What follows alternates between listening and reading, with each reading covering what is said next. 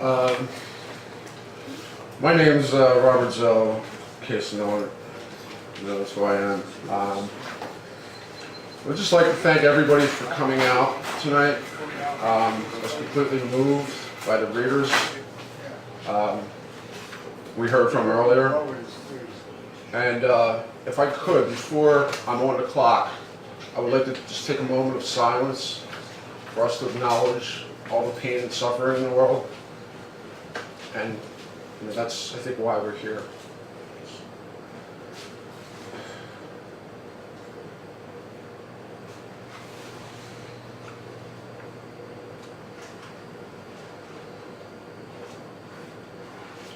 Thanks.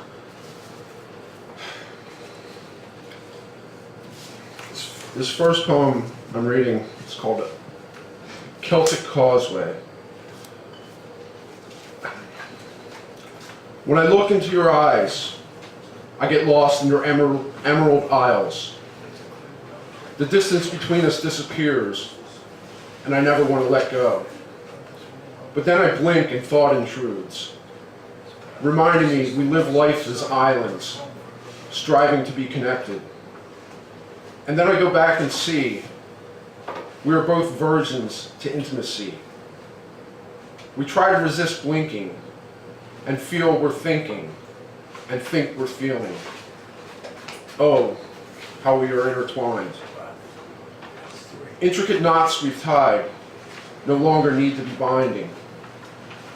We can unravel in each other's hold and experience each other anew, witnessing magic as it unfolds, the way it was meant to be. It's another poem. This one's called Devotion. Devotion is the magical force that keeps us from drowning in a turbulent ocean, the buoy that keeps our heads above water, the lighthouse that guides us to safety, the fortitude that will deliver us to our destiny, so that we may walk again on sacred ground.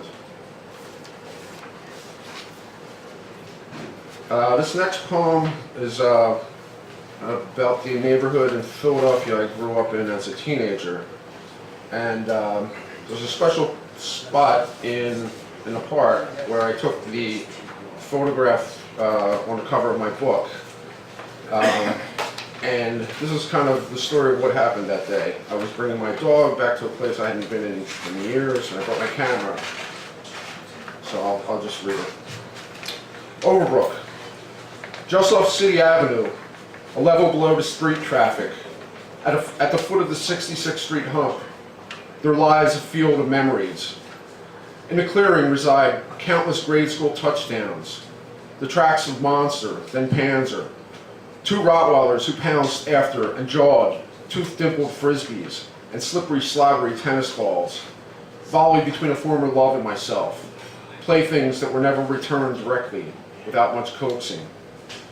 The impressions left in the grass by the picnic blanket, weighed down on the corners by two pairs of unlaced sneakers, and by four paws and 8 entwined limbs in the center, and a sense of tranquility that visits me each time I return alone.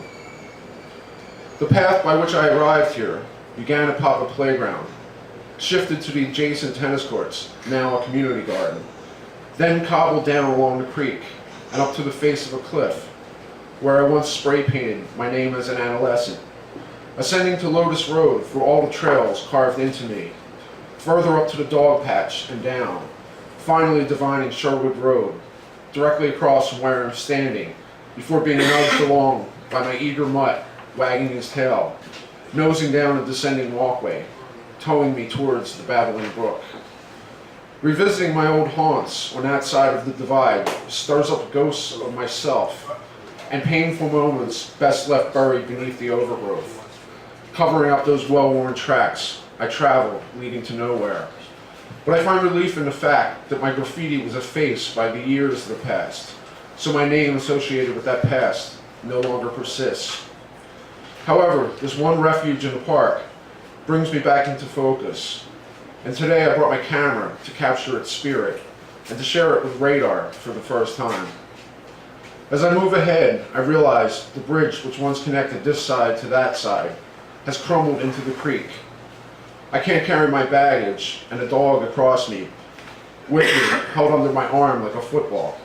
By frogging from rock to log, slippery slope to a hopeful landing across the goal line on the other side. I hem and haul, then pace back and forth, hoping for a solution to present itself. Putting my stuff down while I sit on the ledge, stroking the ears of my befuddled puppy. Then I pick up some flat, smooth stones and skip them across the water, then quickly abandon a diversion because my dog thinks we're playing fetch.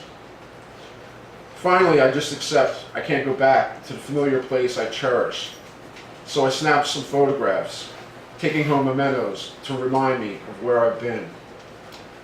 Finally, I just accept I can't fix the bridge between then and now. Finally, I just accept. One more tiny little piece, and everybody's free to go. It's called Just Noticeable Difference. Indifference. In your defense, I cannot speak. I could whisper in your ear, but you don't allow anyone too close. I could shout, but you still would not hear. My speech makes your eyes scramble for defenses, replies to contradict my pleas. But those windows never make contact with mine. They just keep looking for a place to hide. Before you react to what you think I'm saying, listen very closely. The survival of mankind depends on you, and you are one of us. A verbal response is not needed. Recognition is all that is required. Once we lock eyes, the process will begin. Thank you.